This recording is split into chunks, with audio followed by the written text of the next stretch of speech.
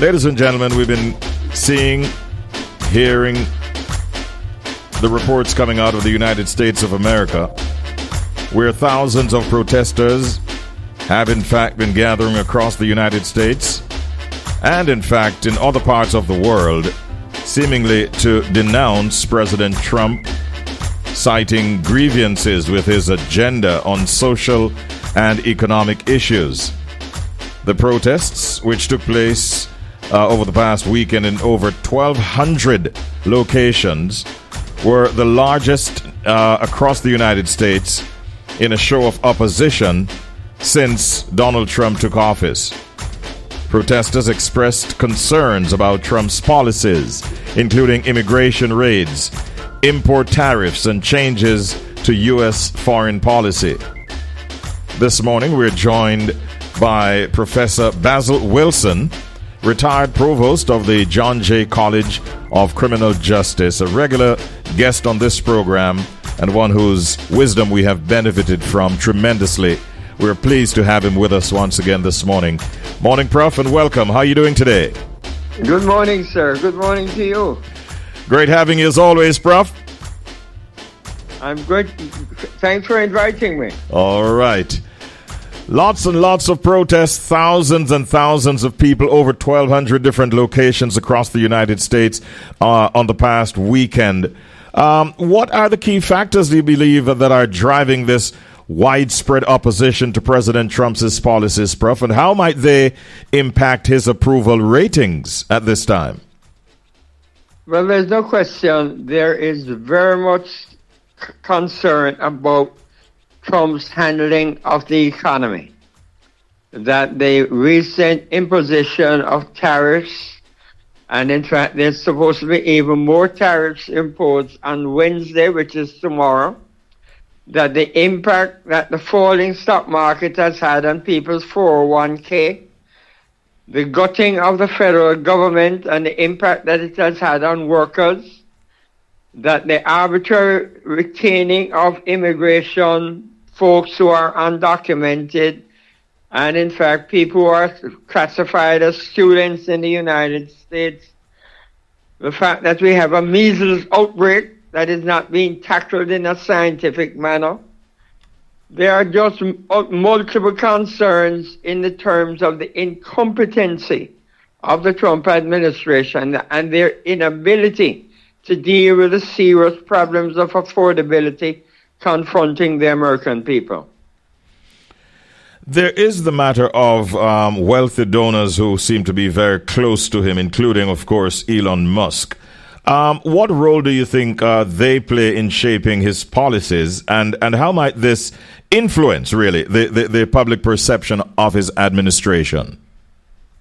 Well, after imposing the tariffs, which allowed a collapse of the stock market, Trump left the White House, embarked upon his golf game, and in fact had a dinner for 20 millionaires who paid $1 million to have dinner with him.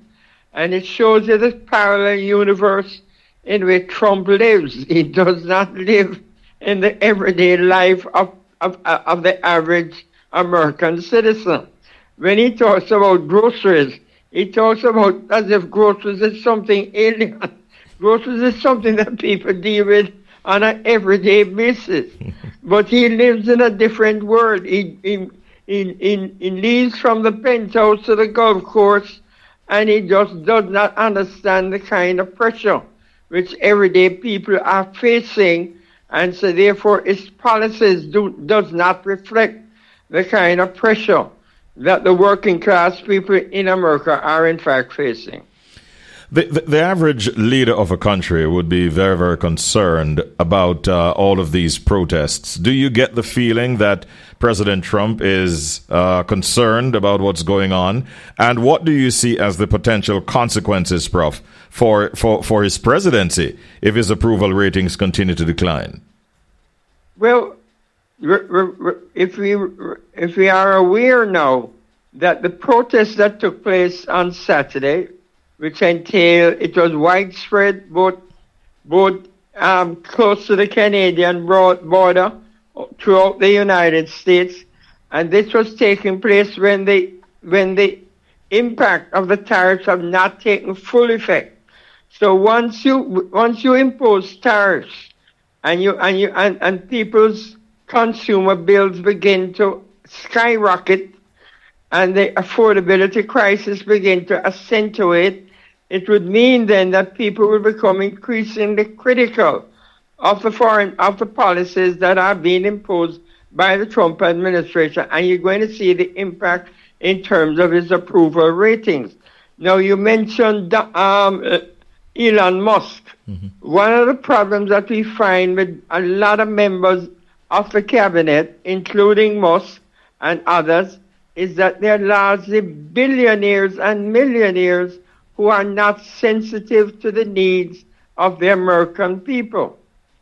If you look at how they've gone about reducing the federal workers, as Musk has used the term, the chainsaw. So there is no compassion, there is no study, there's no research, there's no approach that is systematic.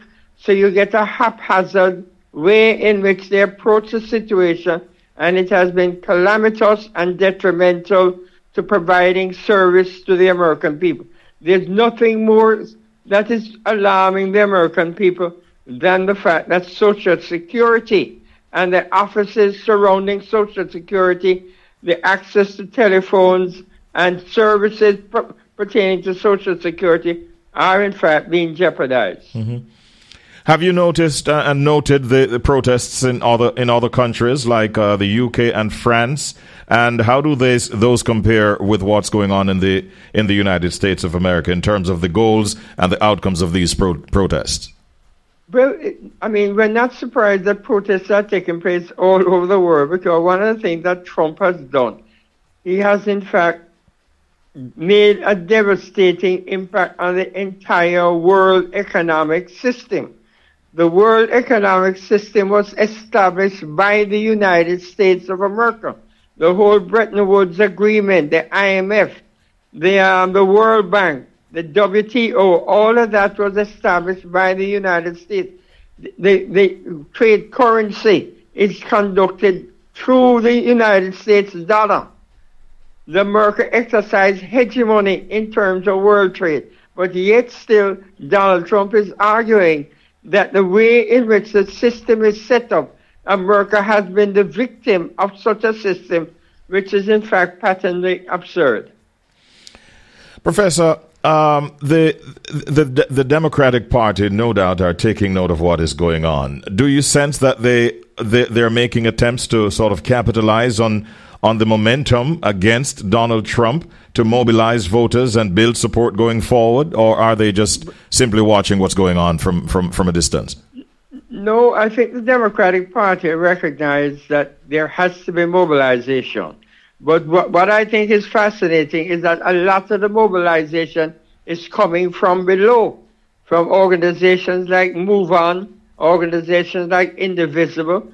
Much of what took place on Saturday with the 1,400 demonstrations that took place throughout the country was in fact initiated by civil society, and it shows you the robust nature of civil society and the fact that there is a resistance movement that is emerging that will have an impact on the 2026 midterm elections and any kind of by-elections that take place between now and 2028.